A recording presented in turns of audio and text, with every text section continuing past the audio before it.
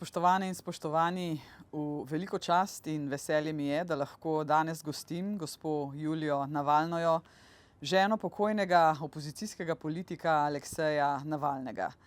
Dobili so se tu na Bledu v času Blejskega strateškega foruma, kjer je gospa Navalnaja prejela nagrado.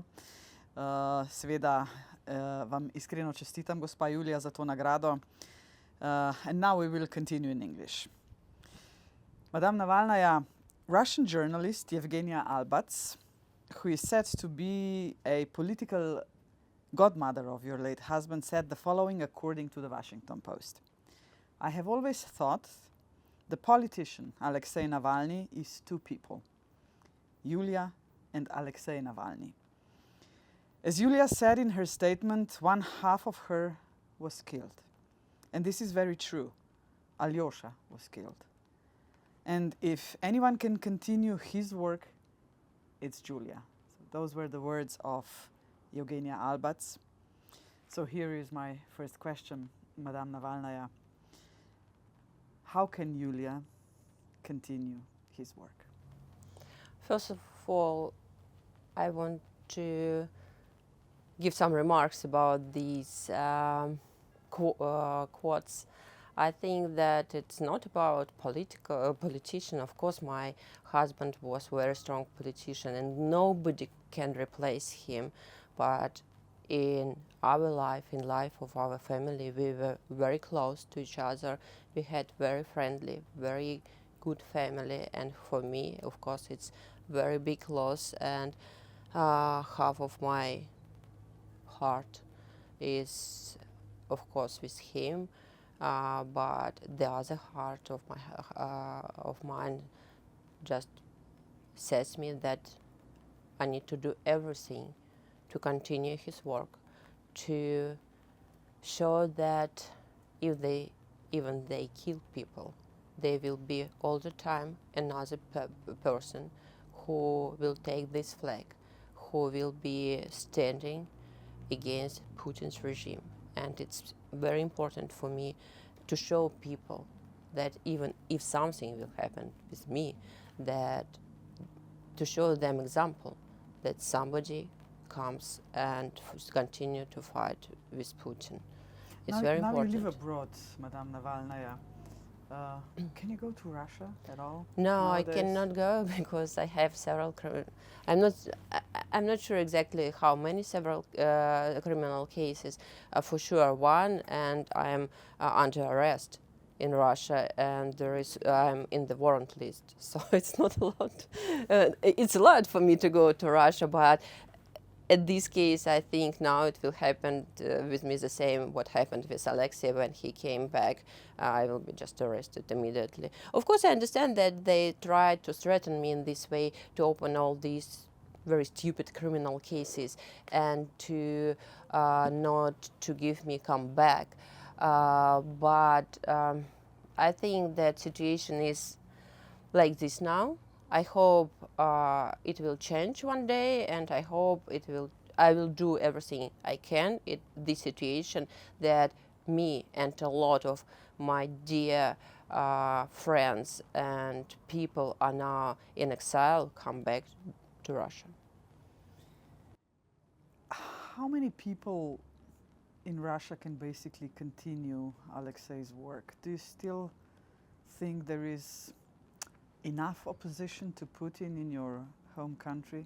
Unfortunately, it's very difficult and almost impossible to do any active opposition work inside Russia, because people could be imprisoned just for a like in social media, or a post in social media, or for the sign "No War," or for a piece of paper which they're just keeping in their hands.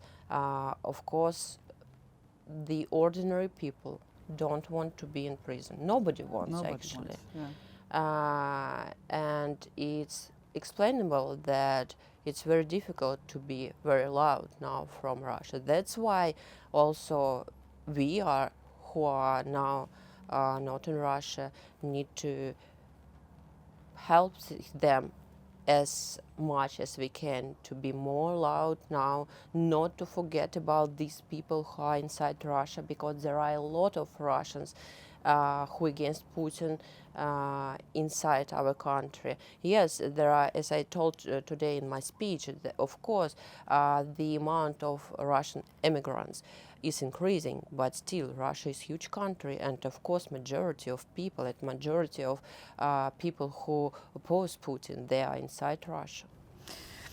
If I were to ask you about the three most important things you would like to achieve in your political career, what would they be? You know, in Slovenia we have a saying that if you catch a golden fish, 3 wishes will come true. So what are your 3 wishes if you were to catch that golden Slovenian fish? To say the truth, don't like these questions about just say 3 things. Yes. Okay. But okay. So there are more than 3. I don't want to count them. Probably it's less. Probably it's more. And in my political career, which still sounds a little bit weird for me, I want to do everything that Russia will become normal European democratic country. Do you think that's possible in the near future? Why What's not? the near future? Let's say No, 2030, why not? 20, Of course it's 2035, possible. yeah. Of course it's possible. I'm sure we will do our best, and probably it will become one day, because we see on Russia from the Putin's perspective right now. That's why we think that it's impossible. But after Putin's regime will fall, why not? Of course, One day I do. every regime falls. Yeah, that's the constant. That's why we know. Yes, Just a of course. question I of don't when. promise you that the next day it will become normal democratic country, and that's a big problem. That Putin, in many ways, brought our country to this situation, because at the beginning of the 21st century, we were very rich. We had opportunity to spend all this oil, gas money for the good issues, to make people more rich, to raise economy, to do everything possible for prosperity of people and prosperity of the economy. And what did he has done? He spent all this money on the militarization, started war, and he just made billionaires all his inner circle. That's it. You said that you have to be loud. To be loud inside Russia, it's really very hard. A lot of political opponents are in prison, a lot of journalists, a lot of people die over the night. How can you be loud from abroad? You see, you are inviting me to have the interview. It means I can be loud thanks to my husband, thanks to such people and politicians like you. You helped me to be loud. I am invited to a lot of events. I am meeting with a lot of politicians, and I want to bring this message that we need to do everything for people abroad understand that we need to put this distinguish between Putin and Russia. It's very important, because there are a lot of people in Russia don't want Putin to be in power. You know, being a first female president of Republic of Slovenia and having a discussion with you, a prominent and strong woman, I have to ask you about the women's feeling in politics, the women's vision in politics. The world we are currently looking at, I can tell you a number. Currently there are only 17 female presidents out of 193 members of the United Nations. Some prime ministers, but we are in huge minority. So is there some room for improvement? What do you think? What is the position of women leaders in Russia? Maybe let's start with this. Do we have them in Russia? Are women? Should I start Do from? they have courage to step forward? It's very difficult to say about anything about Russia now, because there are some ministers now in Putin's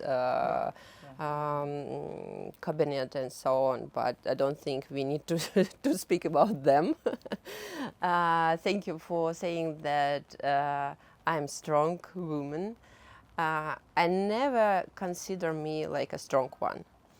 And once when I told to my husband that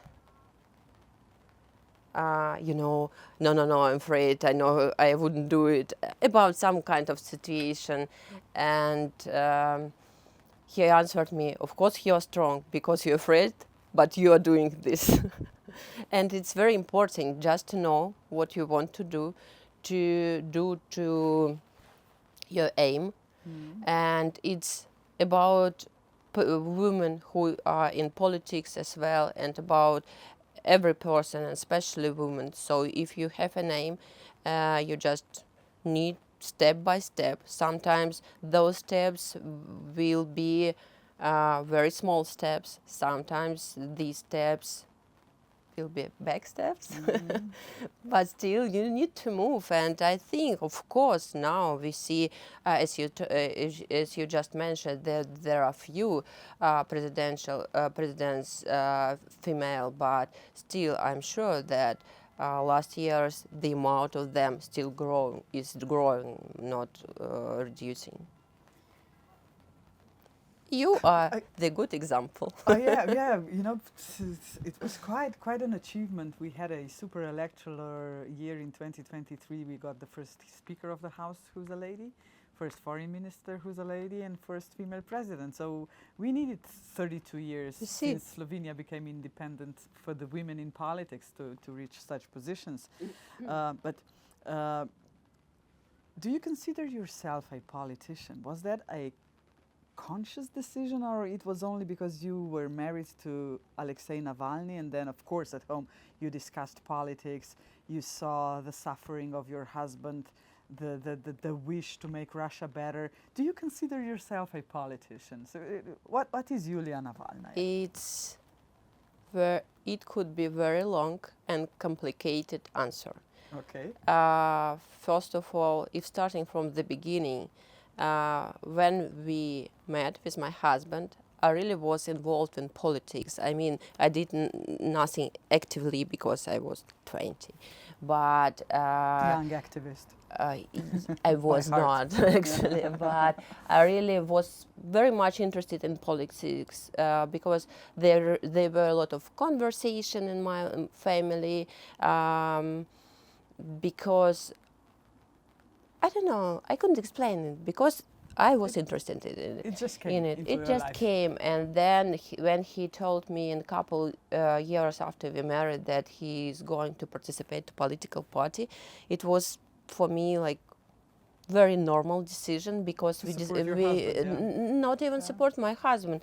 We since we met, we discussed politics all the time a lot, and then when he became much more prominent and famous politician, I all the time was very involved. Of course, I want to be to step aside and to be a little bit in shadow of him, but I all the time supported him a lot. I all the time was with him on all the political rallies. I think that we were just one family in Russian politics who was, all of the family was on Alexei's presidential announcement, and during Moscow mayor campaign, I was just one woman who gave a speech on this rally, because I knew that it's important. I knew that we need to show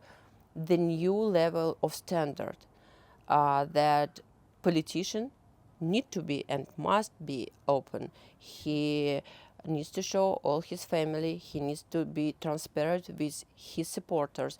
And Alekseya was so good in it that it wasn't possible not to start to be a good politician as well, because I had such a brilliant example on my eyes for more than 20 years.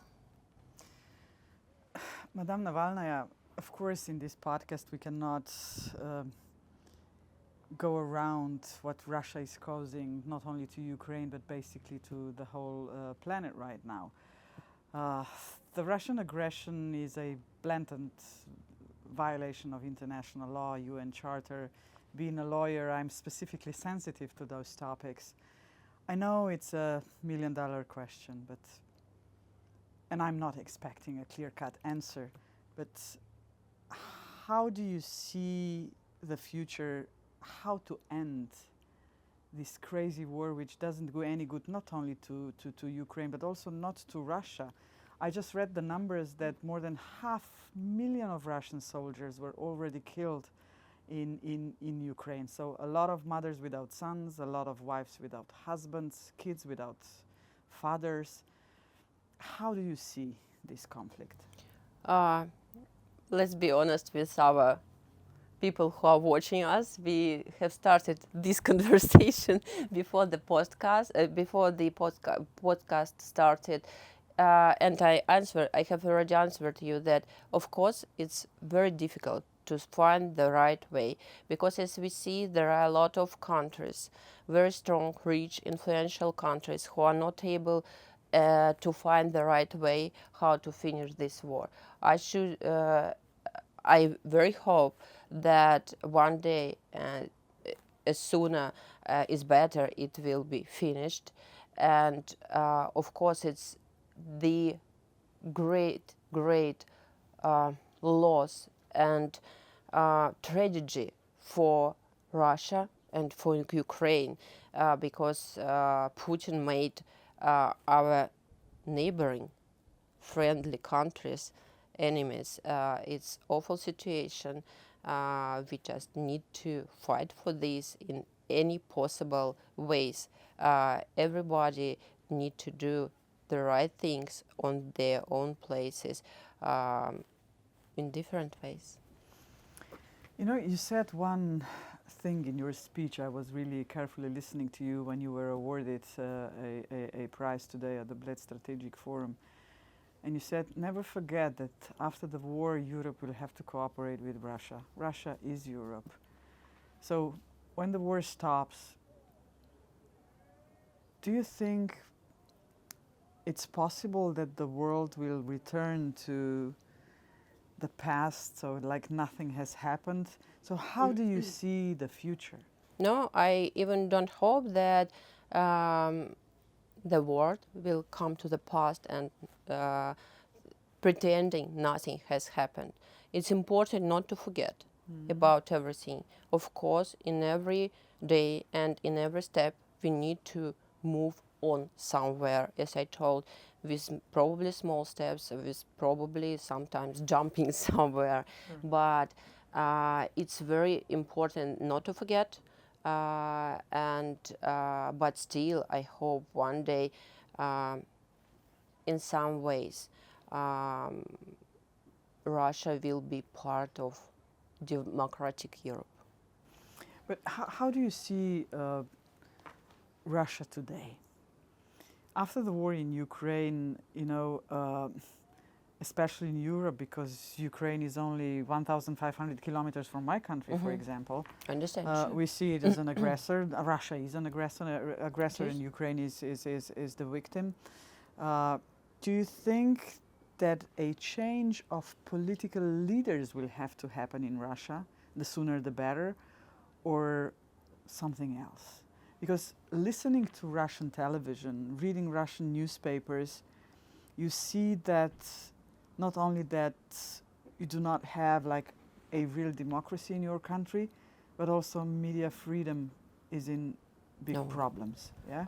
Do you see media freedom as one of the key problems? Almost so what would be really very necessary to change in the near future? We need to change everything after Putin's regime. As I mentioned, we need to do a lot of things with the economy, with propaganda, with media. Everywhere we will have a lot of problems. And we don't have independent media in Russia almost at all. If they would publish a kind of article which government and officials don't like, they will close it the next day. That's why. And all the really prominent independent media have already been closed. That's it's always a problem if the media is not free, because that's why they started from media, and they started the fourth power of Putin started it many years ago. All these political discussions on TV, they happened very after he started to be a president. Very soon there was not a kind of censorship, but you know, they were just giving a signal to officials were giving a signal to a journalist, like, oh, it's better not to invite this person or that person. That's why actually my husband started to develop YouTube channel and so, because he had never any possibility to give his views, media, his vision, or somewhere on TV, because he was blocked from the beginning of 2000 years. You mentioned that the book of Alekseja Navalny is going to be published soon, and that he was hesitating to write it, you know, saying that he's too young, that 80 years old people write books about their life, but nevertheless he did it. Did he have a lot to tell? What's going to be in the book? It will be released on October 22nd in all the countries at the same day. I'm sure that he had much more to tell than he was able to tell. Yes, unfortunately. And that's true that he was hesitating all the time, caring very much about literature and the words and so on, despite he was a very good writer. That's why it's very important day for me is coming, and I hope there are a lot of people will read this book in memory of my husband. If it's not too personal, Madame Navalnaya, the last conversation you had with your husband, what was it? You wouldn't believe, and I wouldn't say it exactly, because we were not allowed to speak even by phone for last years, and we were allowed to have our long-term meeting at prison just 1 week before the war has started. I think that it was the last day. They were the last days when I had really normal conversation with him. And after that, probably there were very, very short telephone calls, once or twice. And then the last time it was my birthday. And he called me, but the connection was so bad. It was like, hello, hello, can you hear me? Can you hear me? And that was our last conversation. Madame Navalnaya, it was a great pleasure to talk to you. I wish you all the best. And above all, I wish all the best to your country, to Russia as well. I was there many times, and I always was really very welcomed. You know, a lot of nice and kind people. And this is probably the reason worth fighting for the people of Russia. Am I correct? Thank you so much. It's really a very good wish. I think if everything will be fine with my country, I will be fine too. And I think that my husband gave his life for Russia will be one day democratic, European, prosperous country. Thank you very much. Thank you for Спасибо inviting me. большое. Thank you.